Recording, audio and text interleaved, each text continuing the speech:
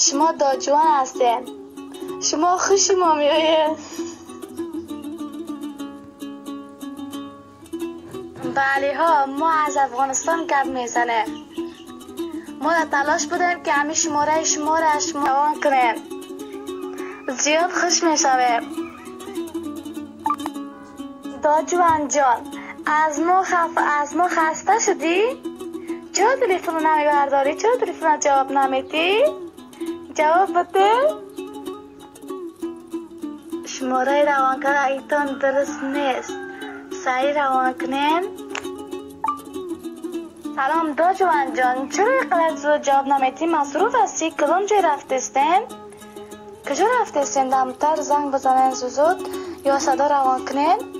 ما میخوایم با شما دوست شویم. از ما نترسیم، ما هیچ کارگر نیستیم. من عکسای براتون روان کردم که 4 تا عکس است که من اینم آدم هستم. من اینم دختر هستم.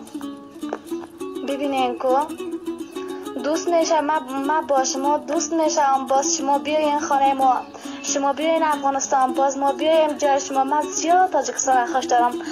من آرزو دارم که بخیر یک در تاجیکستان بروم و تاجیکستان ببینم و چه رقم باشه. زیاد خوشدار تاجیکستان هستم. صداتون رو روان کنین. جوابی گفتگی های گفی من رو روان کنین. گپ میزنم. روان کنین صداتون. جواب گفتگی من، صدای روان کردگی من جواباش روان کنین. داجوان جان، چرا اینقدر زود جواب نمیدی؟ مصروف هستی؟ کدام جای رفتستین؟ کجا رفتستین؟ دمتر زنگ بزنین زود یا صدا روان کنین. ما میخوایم با شما دوست شویم.